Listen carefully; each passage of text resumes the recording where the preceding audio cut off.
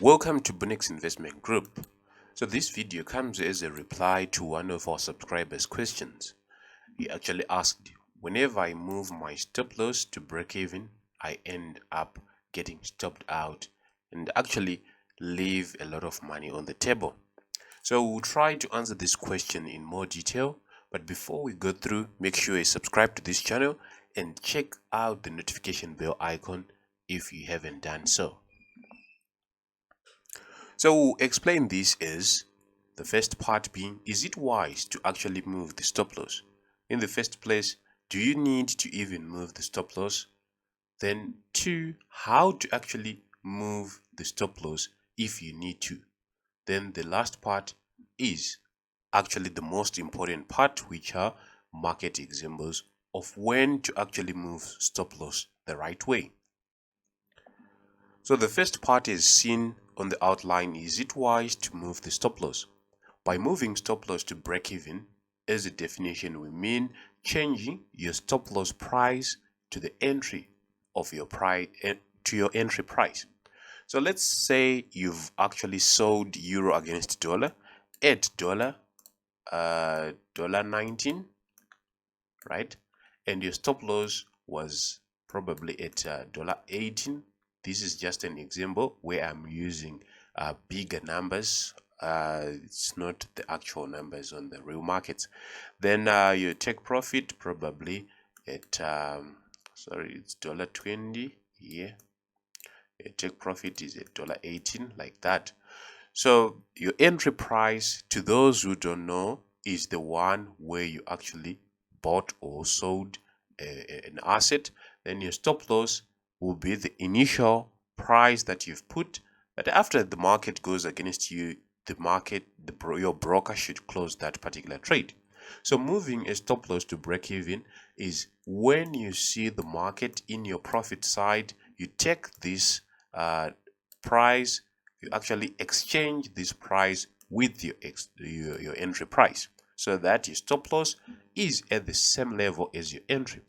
However, doing this has a lot of parameters that needs to be considered. You just don't do so, otherwise you'd see your trade being stopped out early before the real move has been issued. So the main reason of why we move stop loss to break even is to attain psychological comfort. So by psychological comfort, we are saying that feel that you have a risk-free trade will actually allow you to hold that particular trade to each maturity stage.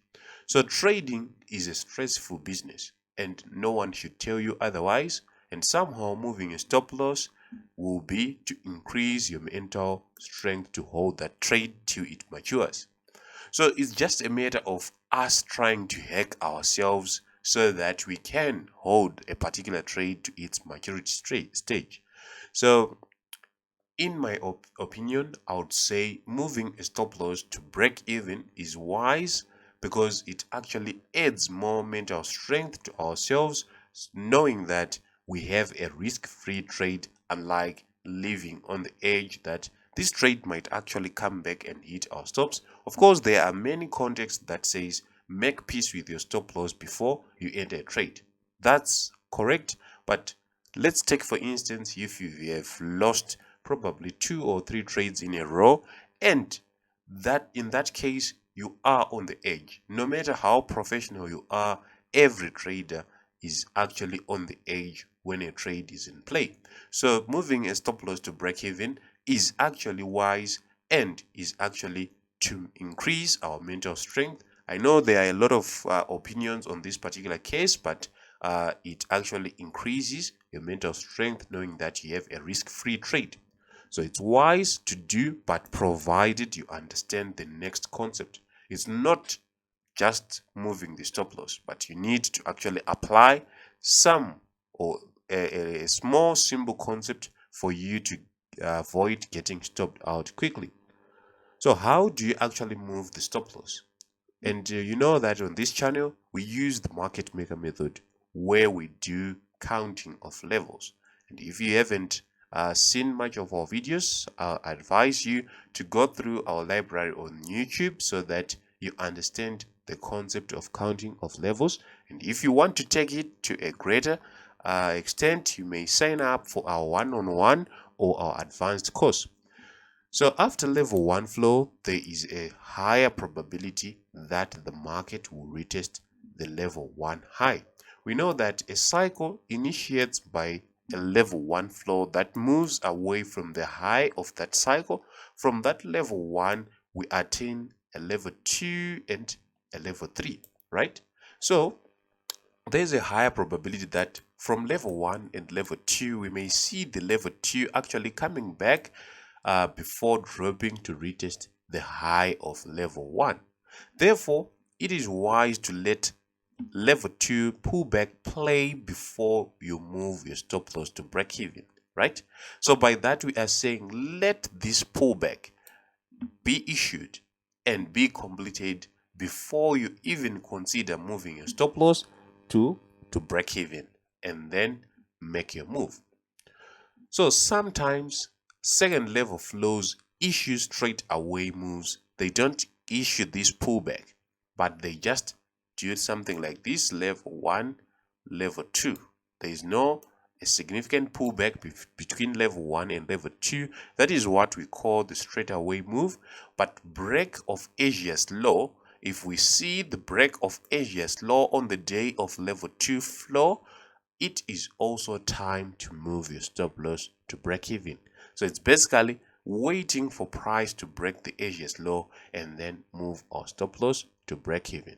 So let's see the best scenarios for moving your stops to break even the right way.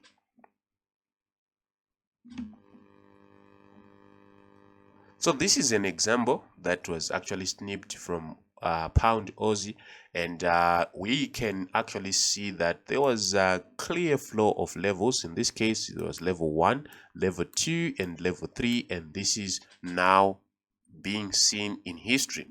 So at level 1, this was a pattern that we trade, right? And entry was done after rejection of this high at this point where there's my black line here, right? So entry is actually a subject for another video, actually taught in our advanced courses. So after this point where we had some rejections, our entry for this M pattern was done and level 1 was issued. After level 1 was issued, we've said the next thing is to wait and see a pullback, and after that pullback has been completed, we can now start to decide to move our stop loss to entry so that we have a risk-free trade. In this case, our pullback was issued, and after the pullback was issued, it was at this point where we actually start to see some rejections, and then the market went back down.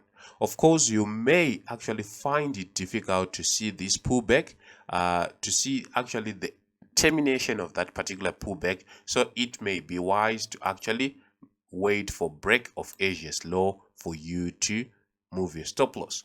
So there are two concepts: either to see termination of the pullback, which requires you now to count some impulses against the market maker trend, or the simplest is to wait for break of the Asian low. Asian low is basically break of Asian session low. So at this point, that is when we actually broke the Asian session low. After breaking that Asian session low, our stop loss now at entry. So these pullbacks will no longer be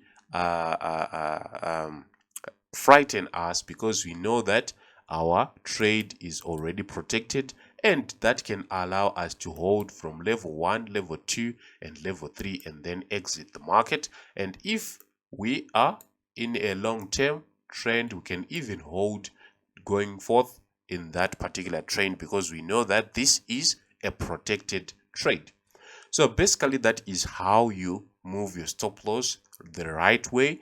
To summarize everything that we have talked about, the first thing is actually to make sure you are making the rightful entry on the right point of the market and in line with the market maker trend using the levels counting concept. After that, you need to actually see level 1 flow away from that peak or from that entry point, and then the second thing is now to see a pullback, and a pullback should actually give you signs of rejection for it to be deemed complete. If a pullback is not completed or is not issued, you can actually wait for break of Asia sessions low, and on that break of Asia sessions low, that is when you move your stop loss to entry point. So moving your stop loss to entry point has an advantage of actually giving us our mental power or the psychology comfort, and that can actually enable us to hold trades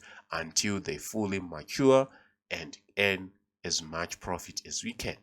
So that is what this video is all about, a reply to that guy who is actually struggling on how to move stop loss. Do not move stop loss until they hit stops of the second level flow. On that note, we come to the end of this video. Please check out our free Telegram channel. I'll leave the link in the description box below.